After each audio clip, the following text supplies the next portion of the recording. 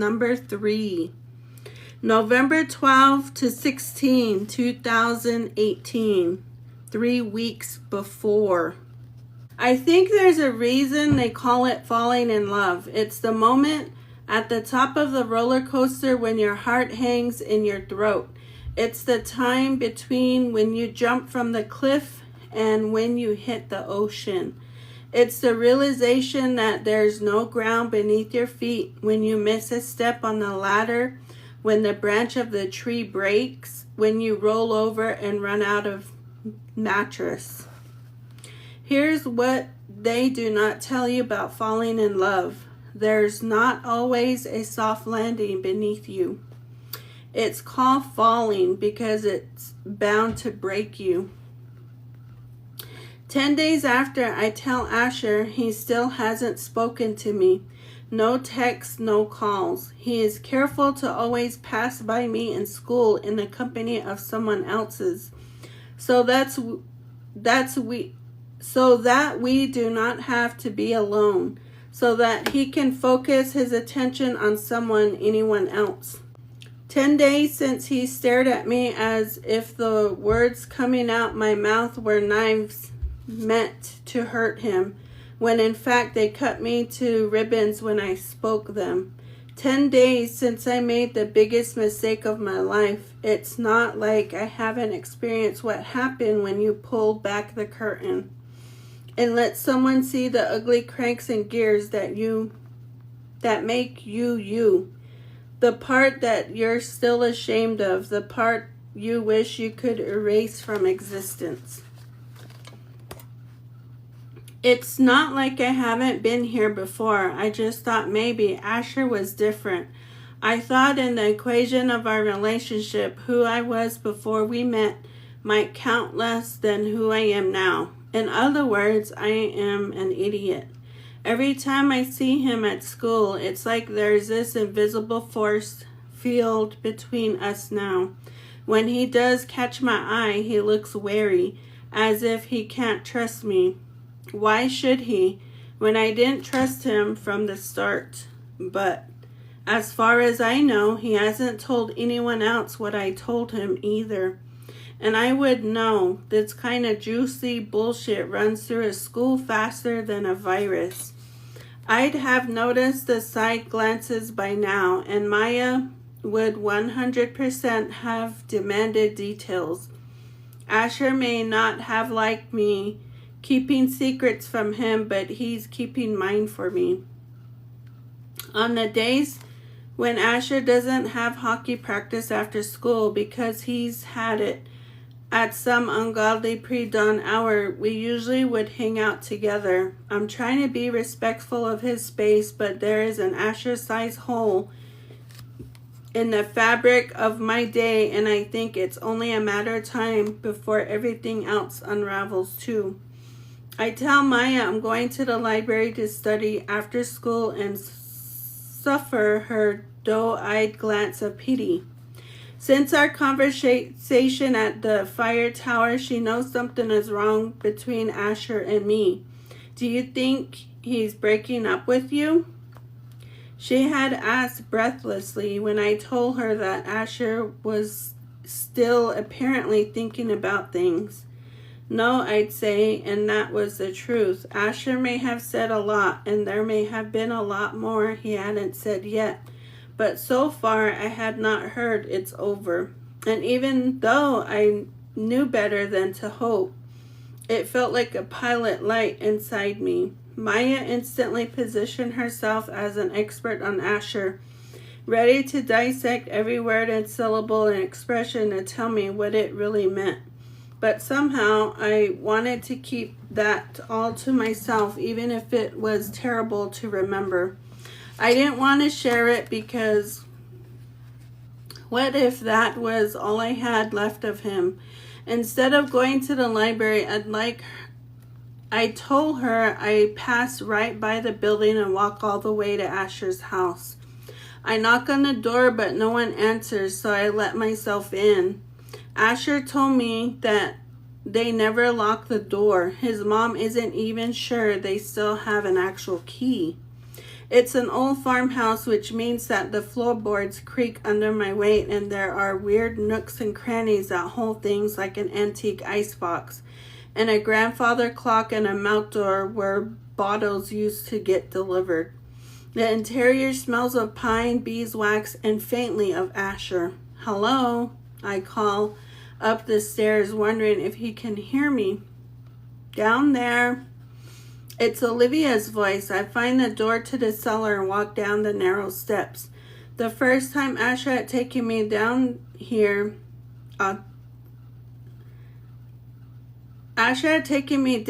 to play ping pong, actually to make out. I told him it was the perfect place to commit a unaliving. You could back me into pieces and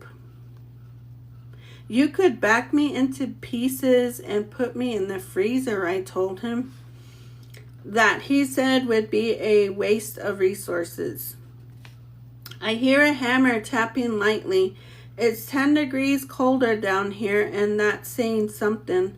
Asher's mom has covered the green acreage of the ping pong table with stacks of pressed wax, 2 little jars of nails, and what looks like an IKEA nightmare of wooden slats.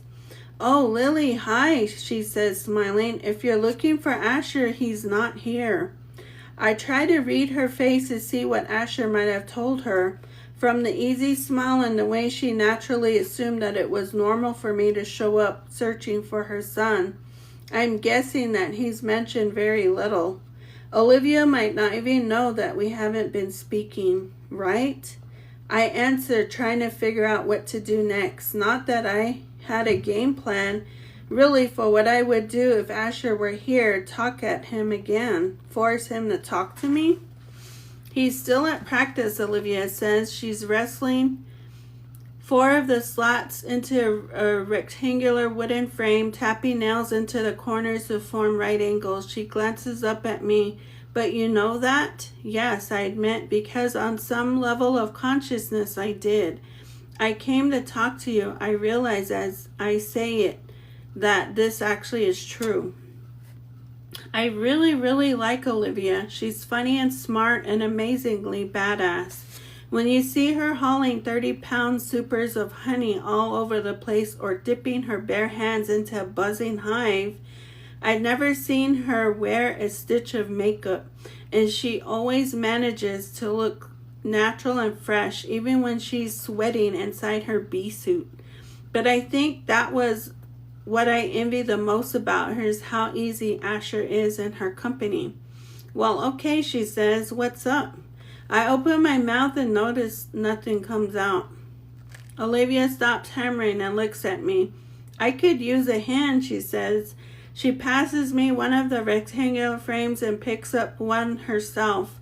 I'm making frames for next year's hives. She lifts a sheet of wax from a stack, paper thin, with wires vertically embedded in it every few inches. Then she hands me one too. Slip the foundation into the groove at the bottom. Maybe I'll find the words if I'm busy doing something with my hands. I try to settle the entire wax sheet into the thin groove, but it's bendy and harder than it looks. See these 2 little holes? Olivia asks, pointing in the side of her own frame. She picks something out of the second jar. It looks like the world's tiniest tunneling fork, and it pushes through one puncture in the side of the rectangle. It's tines following on each side of the wax sheet. She does this on the opposite side too. Go on, she urges. I pick up the little fastener and thread it through the hole in the wood. The wax is so soft that one of the tines catches it in and rips it. Oh crap, I say. The bees will fix it. Technically, we could give them an empty rectangle and they'll fill it with honeycomb. Olivia grins. I just want to make life a little easier for them. We settle onto the factory line. Olivia building the rectangles and anchoring the wax foundation into place, me inserting the pins to hold it steady. A stack of finished frames grows on the far end of the ping pong table. Did you play ping pong? Activates your brain more than any other sport, I say. The American Museum of Natural History researched it. Olivia doesn't look up from her work. Did you come here to talk about ping pong, Lily? I shake my head. I'm guessing you didn't come here with a burning desire to make frames or beehives either, Olivia adds. No, that was just an unexpected perk, I joke. It's about Asher. I hesitate, trying to figure out how much to tell her. We're sort of not speaking to each other. I stare down at my hands, but I feel her gaze climbing over me. Did you have a fight? Not really, I say. I pick up another empty frame so that I don't have to meet her eyes. He said he needed some time, and I'm trying to be really patient. Finally, I look up at her. I think that's why I'm here. Olivia raises an eyebrow. I don't know if I'm the best person to give relationship advice, she says. But is this something he does a lot? I mean, if he needs to shut me out, I get it. But I also need to know it won't be permanent, not before I have a chance to convince him not to anyway. My cheeks flush and Olivia's eyes are narrowed, bridging the gaps between what I've been willing to tell her and what I wouldn't say over my dead body. I pick up the tool I've been using and pitch a tiny nail between my fingers. I push it through the wedge. When Asher's upset, Olivia says slowly, he does that sometimes, pulls away.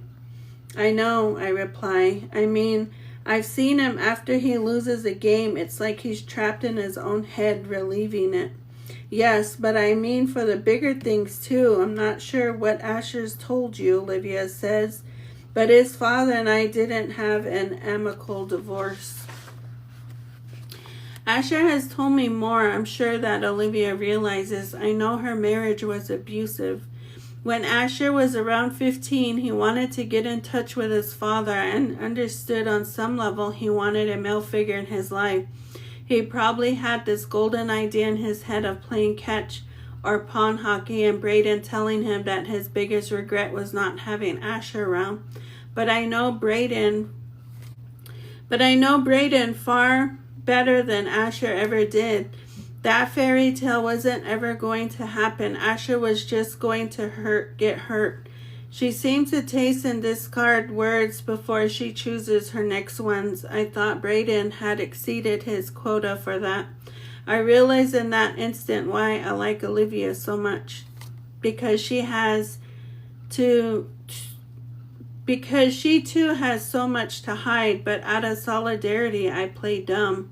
I told Asher flat out that I would not let him see his father, and that he was still young enough for it to be my decision and not his. Olivia lets out a long breath. He stopped speaking to me for 2 weeks. And 2 weeks is a long time when you're the only people in a household. I know that too. I pick up the tool and thread it with a nail. Here's the important part, though. Asher got over it, Olivia shrugs. One day he just started talking to me again like he'd never stopped, even though he never reconnected with Braden. I think about the time Asher brought me to meet his father, the way his eyes danced back and forth between us, letting me in on his secret. I push harder on the tool, not trusting myself to look at her. Olivia reaches across the table and places a cool hand on my arm. Lily, she asks, I think he'll come around.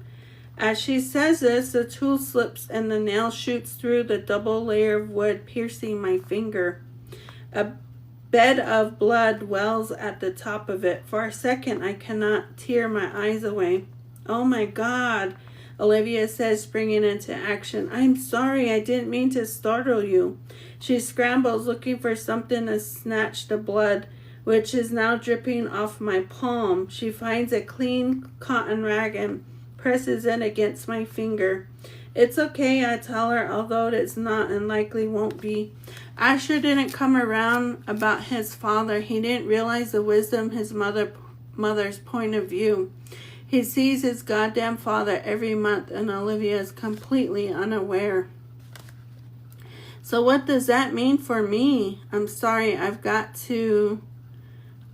away from the ping pong table. Thank you for, talking to. I have to get out of here. This is obviously a mistake. I fly up the stairs with Olivia, calling after me. I run through the house and out the front door. My finger bleeds the whole way home. Here are some unlikely things that have fallen. Blood from the sky in La Sierra, Colombia in 2008. Their local priest said it was a sign of sin. A cow which crushed a fishing boat in Japan in 1997. No one believed the crew had reported it. Then it turned out the Russian Air Force confessed that the crew on one of its cargo planes had kidnapped a cow, hoping to have fresh beef for dinner. The cow, however, wanted none of that, and when it got unruly, it was tossed out of the hold at the 30,000 feet. Hundreds of dead starlings in Somerset, England, blackened a lady's garden in March 2010. No one knows why or where they came from. Me, dizzyingly head over heels for him. There are times when I think I've been playing a role forever. When I was little, I learned quickly what adults expected of me. Even when it felt like I was wearing shoes 3 sizes too small.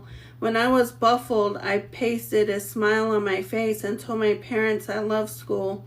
When I was sad, I rarely let my mother see me cry.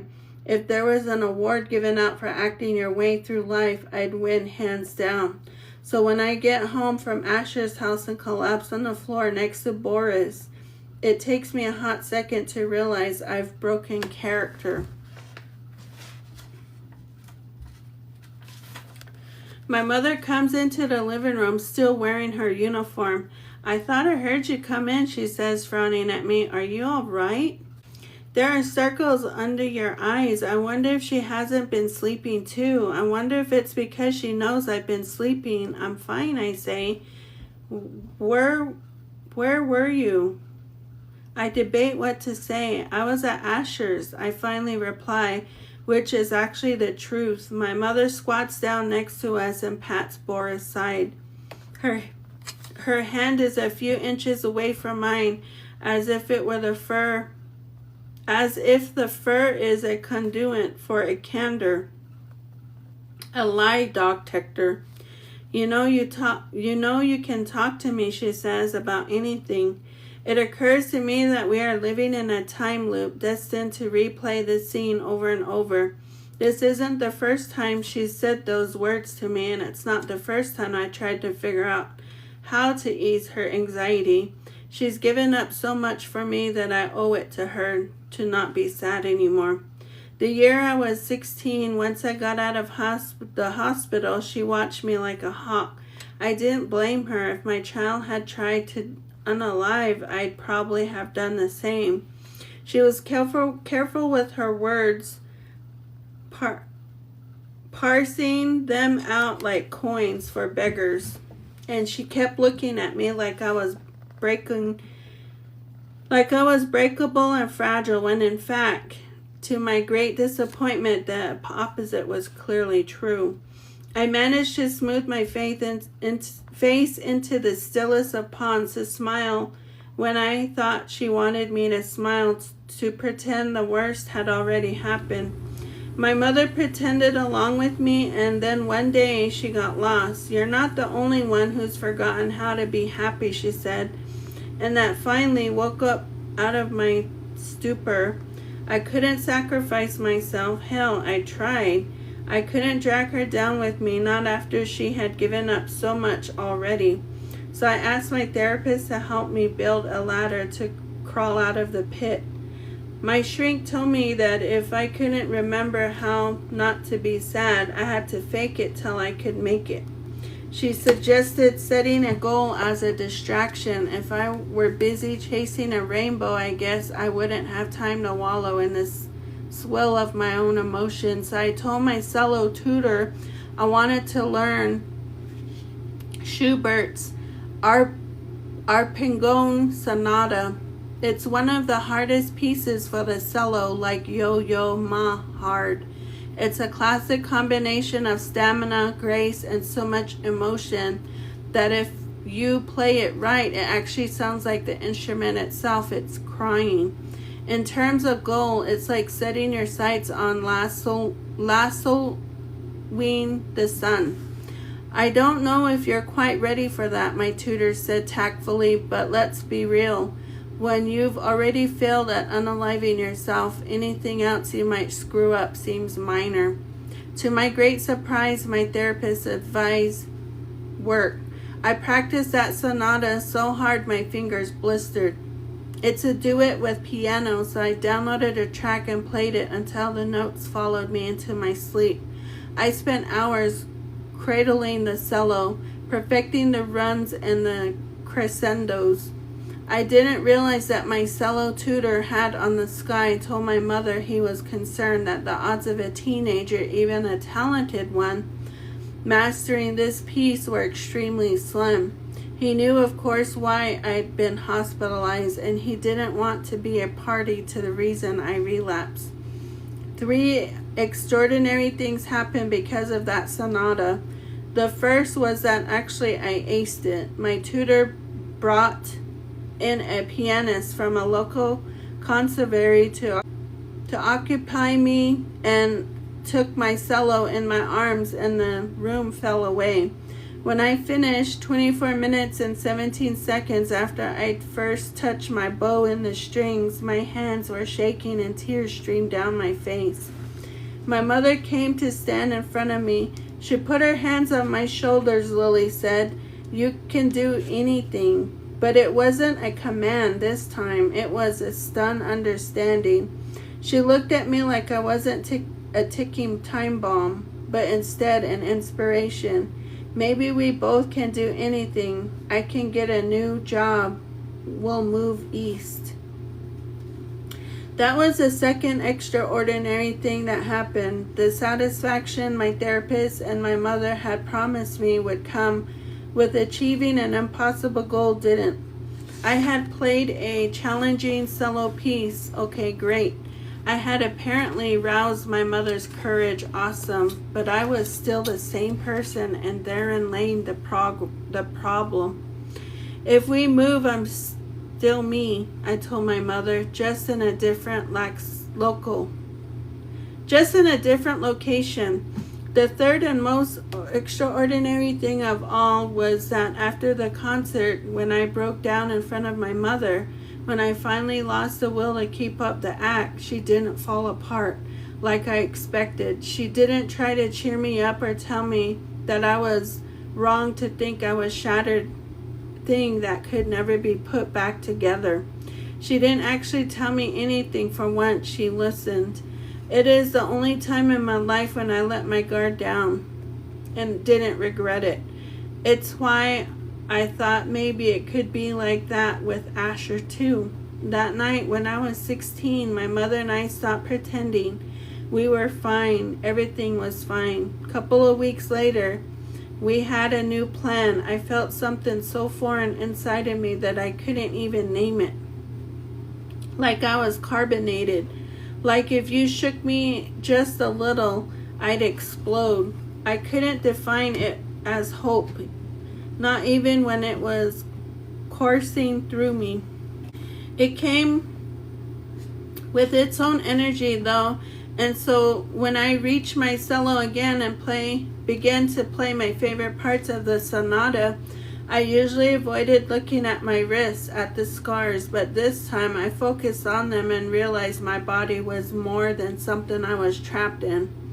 I saw a strong backbone, a big heart, hands that made my cello sing. Now, almost 3 years later, my mother and I are east. I'm a very different person than I was during those dark days, or so I like to think. It seems way easier to slip back there than I imagine. Like when you think you've traveled miles and you check and realize that you've only gone a couple of yards. Lily, my mother says now. I pull my attention back to her, to the present. Sorry, just tired. I reply, pinning a smile on my face because I owe it to us both. Maya has decreed that boys suck. I mean, I could have told her that, but I listened to her rant anyway. So you remember Kemperman, she says? Maya works part-time at a local newspaper in the classifieds department. 3 afternoons a week, she sits at a phone bank after school and tries to convince people who are placing ads that for a small additional fee, putting a banner across the top that says cream puff or new listing will make their ad jump out of the hundreds of others on the page.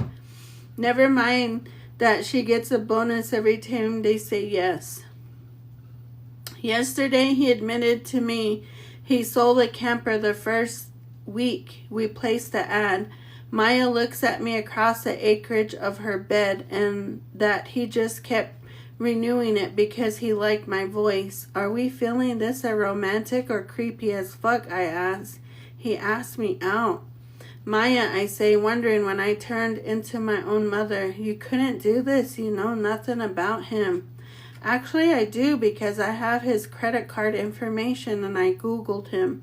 Turns out he's 40. 40, Lily? How disgusting is that? Does he know you're 18? I'm not done. When my boss found out, he fired me.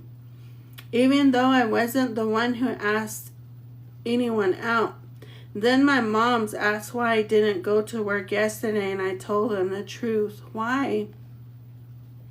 Because I couldn't think fast enough, Maya explodes, and now I'm grounded.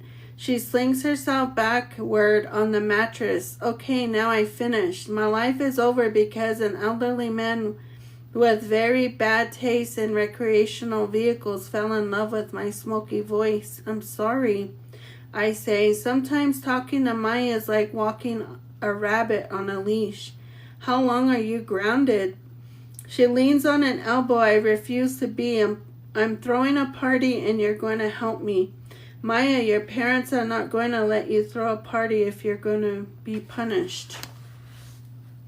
Yes, they are, she counters, because this Friday we're hosting a Bangery First Moon Fest.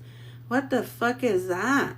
A menstruation party, Maya says. We're celebrating womanhood, and only womanhood, and not only will my lesbian mothers condone this, they will probably cater the food.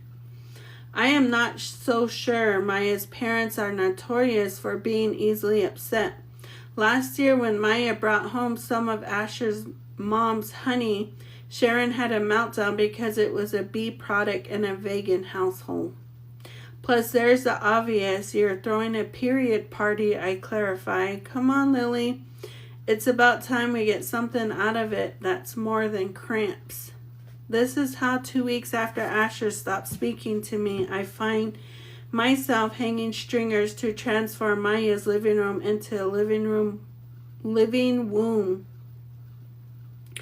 We have stuck maxi pads to the windows. Maya mixed up some god-awful red punch. Her mothers are so excited about her celebrating the female reproductive system that they all been canceled. They've all but canceled her groundings and have made plans to go out so that Maya can have the house to herself and her girlfriends. She texts about 15 girls from school, some I know from orchestra and some I've never met. Everyone thinks the theme is hilarious. To arrive, dumps a bottle of vodka and a punch. An emo playlist beats through the speakers like a pulse. Within an hour, that tight knot in my belly that has been there for 2 weeks begins to unwind. It turns out a party without Guy is like a quiet sigh. No one is checking out their reflection in the window. No one is hooking up in the dark corner. We are just women draped over couches and pillows feeling safe. We don't have to talk about the things that hurt us because we've all been there before. I like this, I realize. I like being part of the crowd. I drink the punch and my head gets pleasantly fuzzy. Maya passes around her phone showing off Camper Man's profile pic on Facebook. He underscores because he's old. Maybe this is how it will be if Asher never speaks to me again. When my star falls from the sky, I will land in the arms of a posse like this. We get it, they'll say. We've got you. Sisterhood, I think it's underrated. That's what it is running through my head when you just after 10 p.m. half the men's hockey team crashes our party. Dirk comes through the door first, holding tomato juice and more vodka. Bloody Marys, he announces, grinning at Maya. Am I doing it right? You're disgusting, she says, but she laughs. Others who had been slouched and lounging are sitting up now, sucking in their stomachs and finger-combing their hair, preening. I grab Maya's arm. I thought this was just girls, I whisper. Can I help it if you want to learn about the female body? She laughs. Meanwhile, there's a buzzing around me. Who texts them? Not me. Not me. You? Then Asher walks in. He looks around at the streamers and the tampons taped to the ceilings, his mouth smirking. Maya throws her arms around his neck. You made it, she says. I realize you who told them to come. Then he sees me and my amusement on his face is wiped away. Dirk has insinuated himself in the middle of a love seat between two girls. He doesn't fit in, and that's the point. Everyone laughs and it sounds like champagne. Asher turns on his heel and heads for the door before I can reach him, but Maya grabs his arm. Asher, wait. His eyes are dark as tar. You told me, he says to Maya, that Lily wouldn't be here. Doubt flickers over Maya. You've been a fucking wreck. I just want you to be happy, Asher. She tilts her face up to his. You know that's all I want, right? Asher shakes her off quick and firm. He walks out of the front door. Maya looks at me. Don't be mad, she says. I don't hate her, but that doesn't mean I trust myself to speak to her yet. I push past Maya and walk into the kitchen. The punch bowl is there and a platter of samosas that Deepa made for us. I reach for a clean plastic cup. If you're thirsty, a voice says, and when I spin around, it's Dirk. He shakes his hair out of his eyes and waggles the vodka bottle he's still holding. I don't mind sharing. I run the tap water. I'm good. Don't sell yourself short, Dirk replies, caging me at the sink with his arms on either side of me. His words fall onto my neck. You're exceptional. 4 syllables, I say. For you, that's a big one. You have no idea how big, he grins. But if you'd like to, I turn around and shove him with all my strength. I would not. He holds up his palms, backing away. Relax, Jesus, it was just a joke. I don't even know why he's your friend, I mutter. Dirk tilts his head. I don't really know, Lils. I think Asher and me are tighter right now than Asher and you. Usually what comes out of Dirk's mouth is utter bullshit. But this is true. Abandoning my cup on the counter, I walk out of the back door and to the quiet of Maya's backyard. It's freezing and I don't have a coat. After about 5 minutes of shivering, I go back hoping that Dirk's left the kitchen by now, but the door has locked behind me. Wrapping my arms around myself, I'll walk briskly to the front of the house instead. Asher's sitting on the curb underneath a streetlight that is gazing at him. He doesn't move a muscle, not when my footsteps are close enough to hear. Not when I sit on the curb with 6 inches between us. His hand is curled over the concrete and so is mine. If I stretched out my pinky, I would touch him. Under the glow of the street lamp, I realize that his knuckles are scraped up and bruised. What happened to your hand? He shrugs dismissively. Ash, I whisper, talk to me, please. He shakes his head. He will not look at me. When you won't tell me what you're thinking, it kills me. He makes a small sound in the back of his throat. Tell me about it, Lily.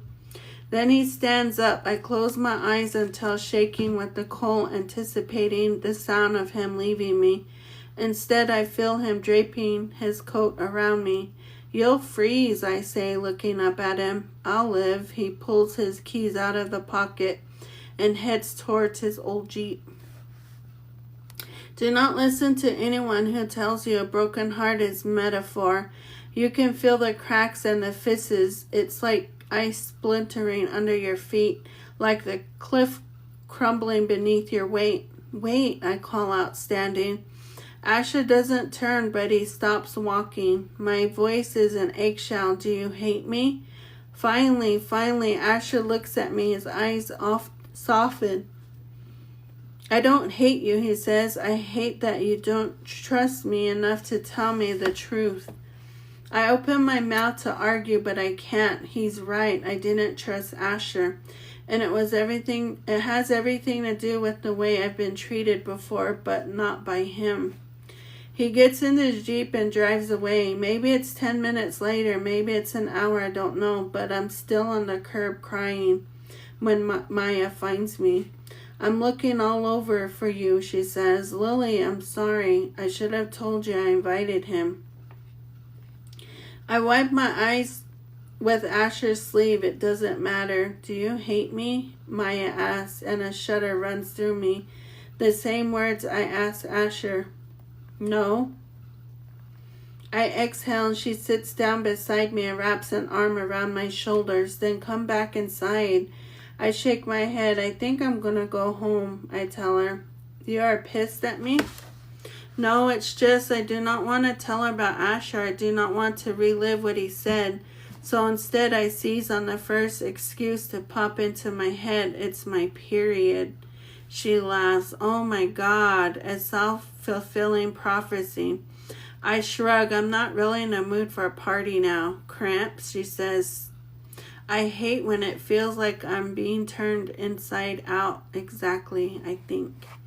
2 weeks after Asher stopped speaking to me, I wake up to the sound of rain striking the windows of my bedroom, except it isn't constant. It isn't even raining. I pick up my phone, 1:33 a.m. I hold my breath, waiting and hearing it again, not rain. I pad to the window and peer into the dark. I see the moon of Asher's face. Grabbling to open the window, I feel the night spill onto my bare feet. Asher crouched on the slope of the roof, peering up at me. Jesus, I whisper, what are you doing? His lips twitch, trying not to fall. He cuts his glance towards a tree. He must have climbed. Can I come in? I nod, reaching out for his hand, until he gets a good solid grasp on the windowsill and pulls himself into my bedroom. He's wearing dark jeans and a black hooded sweatshirt, which he yanks away from his face. I swallow, folding my arms across my thin t-shirt and cotton shorts. Instead of telling me why he's here, though, Asher prowls like a jungle cat through my room. He trails his fingertips over the top of my dresser and picks up my hairbrush. He takes a ring and slips it onto the tip of his pinky before he sets it back down on a little ceramic dish that was a gift from my mom, which reads, Daughters are somebody's, not somebody's.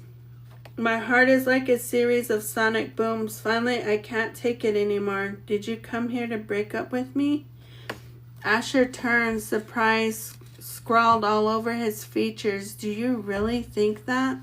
I don't know, I admit. I haven't exactly been privy to your inner thoughts lately. He sinks down on the edge of my mattress. I told you I need a little time.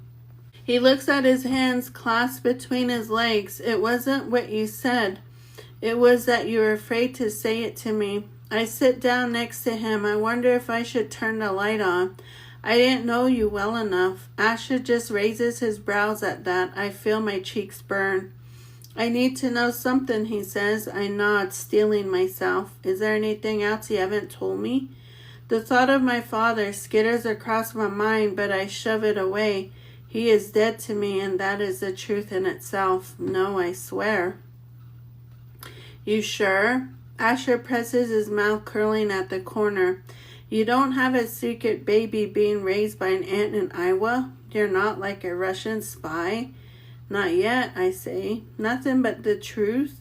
Nothing but the truth. He brushes my hair back from my face, tucking it behind my ear. I love you, Lily. Asher whispers, I don't care about your past. It doesn't make a difference to me. But if anyone found out, I say slowly, it would make a difference to me. He knows what I'm asking for, a promise. He holds my hand in his and lifts my wrists, pressing his lips to each of them to turn. Even the scars I have kept from everyone but him. Found out what? He murmurs, and then he kisses me. Asher has kissed me before, of course, but it never felt like this. Like there is no seam between us. Like I am transparent to him. I search closer, trying to slip under his skin. His hands tread through my hair, and his breath feeds me. When we finally break apart, fighting for oxygen, Asher kisses my forehead. Now what? I whisper into his neck. His smile is a brand. It's a goddamn long way down. I'm smiling too. I feel like I'm smiling at this cellular level. It would be incredibly rude then for me to ask you to leave. Asher kicks off his sneakers. You're not one to be impolite. Never. I yank off his sweatshirt. Manners are the framework that society is built on, Asher says, shimmering my t-shirt over my ribs. Did you make that up, I ask, or is that an actual saying? Do you really care, Asher asks, and then we fall back into a tangle in my sheets. My body has never been anything to be proud of. There have been times, obviously, when it only caused me pain. But as Asher peels off my shorts and flattens my hands on my belly, as his mouth coats from my collarbone to my sternum and lower, I'm thinking of none of that.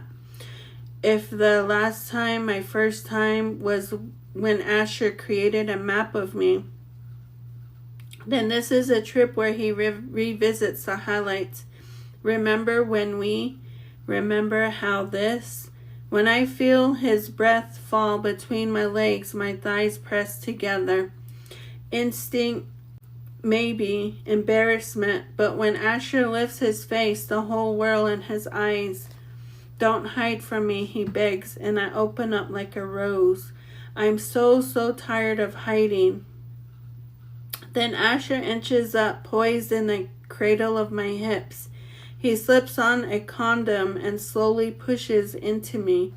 The whole time he keeps his gaze on mine. He's seen me, all of me, and there is not a lot of disappointment or disgust. He stares at my face, at my body, like it's perfect, like I'm one of a kind wonder meant just for him.